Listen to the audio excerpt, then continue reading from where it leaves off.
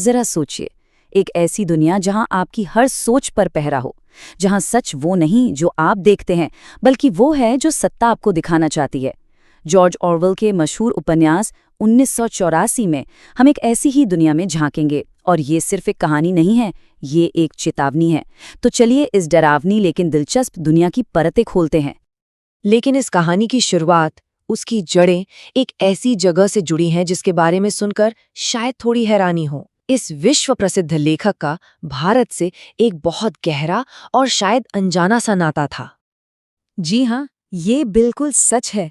George Orwell, जिनका असली नाम एरिक आर्थर ब्लेयर था, उनका जन्म यहीं भारत के बिहार में हुआ था। उनके पिता ब्रिटिश राज में एक अफसर थे। शायद यही वजह थी, यहीं उन्होंने सत्ता और साम्राज्यवाद को इतने करीब से देखा कि उनके लेखन की धार इतनी तेज हो गई। तो ये तो हुई लेखक की बात, पर जिस दुनिया को उन्होंने अपनी कलम से रचा, वो आखिर थी कैसी? वो कौन सी स्याह सच्चाई थी जिसे दिखाने के लिए उन्होंने ये उपन्यास लिखा?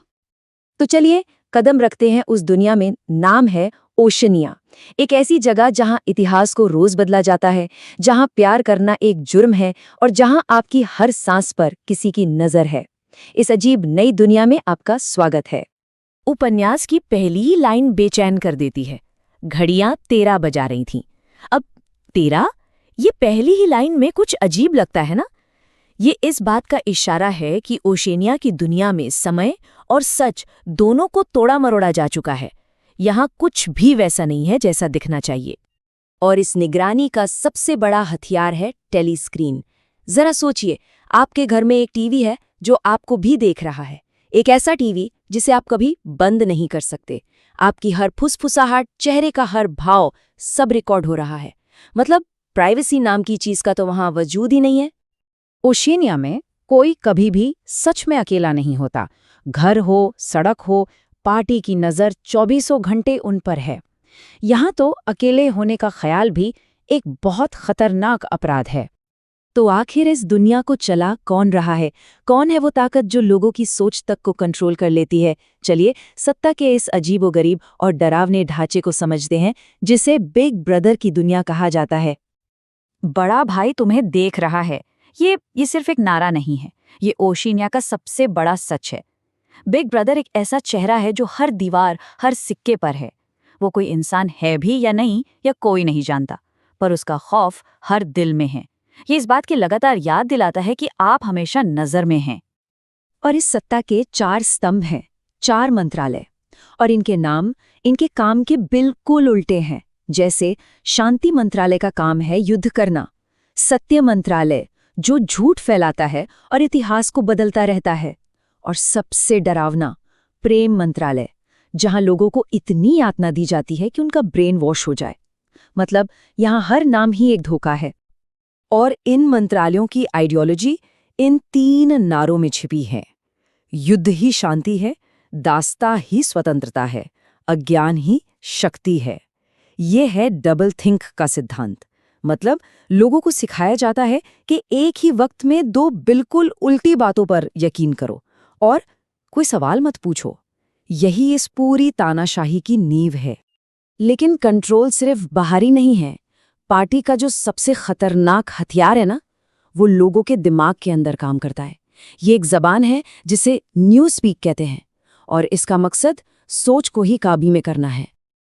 देखिए, न्यूज़ स्पीक सिर्फ एक भाषा नहीं है, ये एक टूल है, एक हथियार जिसे सोच के दायरे को छोटा करने के लिए बनाया गया है। सोचने वाली बात है, अगर किसी विचार को बोलने के लिए शब्द ही न हो, तो क्या उस विचार के बारे में सोचा जा सकता है? बस यही न्यूज़ स्पीक का मकसद है। नॉवल में कैरेक्टर है साइम, जो बड़े गर्व से कहता है कि उसका काम है शब्दों को नष्ट करना। वो कहता है, हम शब्दों को नष्ट कर रहे हैं, ढेरों शब्द, सैकड़ों शब्द हर रोज। हम भाषा को काट छाट कर बिल्कुल हड्डी हड्डी कर रहे हैं। उसका लक्ष्य भाषा को इतना छोटा कर देना है कि आगे चलकर कोई विद्रोह या आज़ादी जैसे शब्दों के बारे में सोच भी ना सके। चलिए एक उदाहरण से समझते हैं कि ये काम कैसे करता है। मान लीजिए पुरानी भाषा में किसी चीज की तारीफ के लिए बहुत बढ़िया, शानदार, अद्भुत जैसे कई शब्द थे, लेकिन न्यूज़ स्पीक में सिर्फ प्लस गुड या डबल प्लस गुड बस। और आज़ादी जैसी चीजों के लिए कोई शब्द ही नहीं है, उस तरह सोचना ही विचार अपराध यानी क्राइम थिंक बन जाता है। तो जब सोचना ही ये क्राइम बन जाए तो विद्रोह कैसा होगा? यहाँ हम ओशिनिया के सबसे बड़े जुर्म और उसके खिलाफ विद्रोह की एक नन्ही सी चिंगारी की बात करेंगे। विचार अपराध ये ओशियानिया का सबसे गंभीर जुर्म है। इसका मतलब है कि सिर्फ गलत काम करना ही नहीं, गलत सोचना भी क्राइम है। सोच कर देखिए, किसी का अपना दिमाग, वो भी सेफ नहीं है। एक थॉट पुलिस है जो किसी को भी कभी भी पकड़ सकती है, सिर्फ चेहरे के भाव देखकर। ऐसे में विद्रोह कैसा होगा? कोई बम नहीं, कोई हथियार नहीं। नॉवेल का हीरो विंस्टन स्मिथ एक बहुत छोटा सा प्राइवेट सा काम करता है। वो एक डायरी खरीदता है। एक ऐसी दुनिया में जहां किसी की सोच भी अपनी नहीं, अपने विचारों को कागज पर उतारना मौत को दावत देने जैसा है। और यही उसका सबसे बड़ा, सबसे बहादुरी भरा कदम है। और उस डायरी में वो उन शब्दों को लिखने की हिम्मत करता है जो उसके दिल में हैं। बड़ा भाई मुर्दाबाद। ये उसके विचार अपराध की हद है। एक निजी विद्रोह, लेकिन एक ऐसा विद्रोह जिसकी सजा सिर्फ और सिर्फ मौत है। ये उपन्यास 70 साल से भी ज्यादा पुराना है, तो सवाल उठता है कि इसकी बातें आज भी इतनी जरूरी क्यों हैं? ये काल्पनिक दुनिया हमारी आज की सच्चाई के बारे में क्या बताती है? आजकल एक बात बहुत कही जाती है कि 1984 कोई भविष्यवाणी नहीं बल्कि एक चेतावनी थी। ऑरवेल हमें शायद यही दिखा रहे थे कि जब हम सत्ता से सवाल करना बंद कर देते हैं और अपनी आज़ादी को हल्के में लेने लगते हैं तो दुनिया कितनी आसानी से कैद खाना बन सकती है। और ये हमें आखिरी और सबसे ज़रूरी सवाल पर लाकर खड़ा करता है।